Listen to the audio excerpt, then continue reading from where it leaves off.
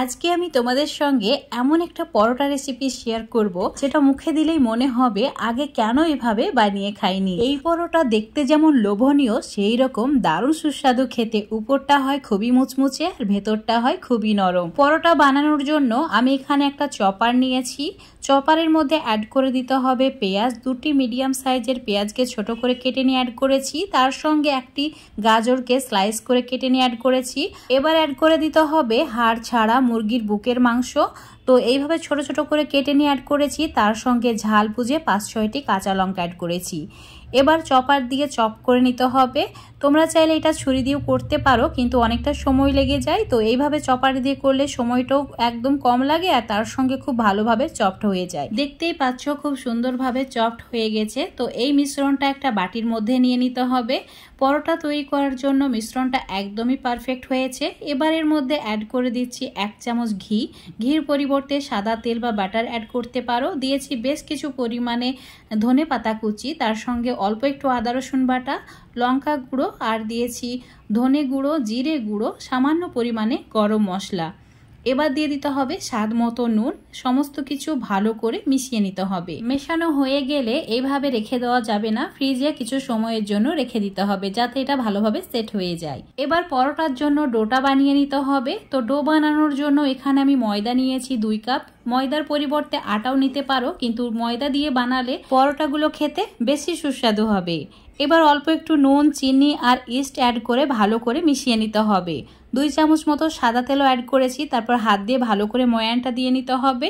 ময়ান দেওয়া হয়ে গেলে অল্প অল্প করে জল অ্যাড করতে হবে। তারপরে একটা ডো বানিয়ে নিতে হবে।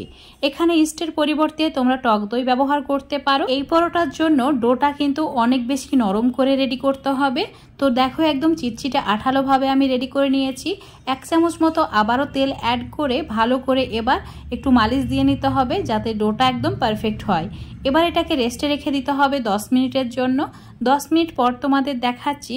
দেখো ডোটা একদম পারফেক্ট ভাবে সেট হয়ে গেছে। তো এই ডো থেকে একই সাইজে 2টি লেচি কেটে নিয়েছি। এবার কিচেন স্ল্যাবে অল্প একটু তেল অ্যাড করে ঠিক এইভাবে লেচিগুলোকে চ্যাপটা করে একদম হাতের সাহায্যে বড় করে নিতে হবে। 2 হাত দিয়ে টেনে টেনে একদম পাতলা একটা রুটির মতো করে তৈরি করে নিতে হবে। এবার মাংসর মিশ্রণটা ফ্রিজ থেকে বার করে 1/2 চামচের একটু কম খাবার সোডা অ্যাড করে মিশিয়ে নিতে হবে। আর এই মিশ্রণটা রুটির ওপরে ঠিক এইভাবে দিয়ে দিতে হবে। এবার যে আর একটা লেচি ছিল সেটাকেও হাত দিয়ে এইভাবে টেনে টেনে রুটির মতো করে বড় করে নিয়ে এইভাবে ঢাকা দিয়ে দিতে হবে। আর সাইডগুলো ঠিক হাত দিয়ে এইভাবে চেপে দিতে হবে যাতে ভেতরের পুরটা বাইরে বেরিয়ে না যায়।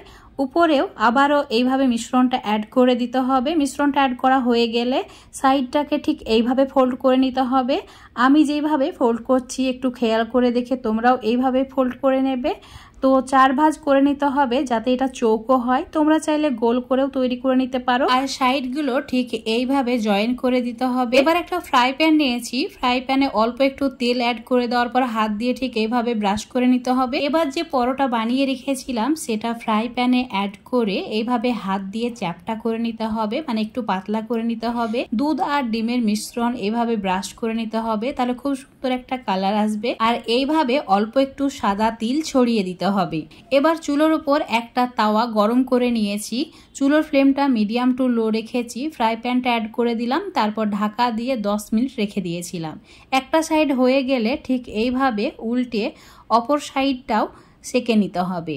এইভাবে উল্টে পাল্টে একদম লালচে করে সেকে নিতে হবে যাতে ভেতর থেকে ভালো করে কুক হয়ে যায়। তো অন্য সাইডটাও 10 থেকে 15 মিনিট মিডিয়াম টু লো ফ্লেমে কুক করে নিয়েছি। খুব ভালোভাবে এই পরোটাটা রেডি হয়ে গেছে।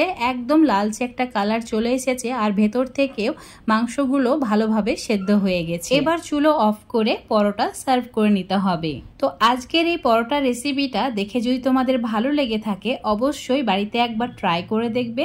আশা করছি খেয়ে অনেক বেশি ভালো লাগবে। এখন একটা ছুরি দিয়ে এইভাবে টুকরো করে নেব। আর এই পরোটাগুলো ঠিক এইভাবেই টুকরো করে সার্ভ করতে হয়। আজকের এই চিকেন পরোটা রেসিপিটা যদি তোমাদের ভালো লেগে থাকে অবশ্যই লাইক, শেয়ার, কমেন্ট করে দেবে। ফেসবুক পেজ থেকে দেখলে পেজটাকে ফলো করে নেবে। ইউটিউব থেকে দেখলে চ্যানেলটাকে সাবস্ক্রাইব করে রাখবে আরও এরকম সুন্দর আর সহজ রেসিপিগুলো পাওয়ার জন্য।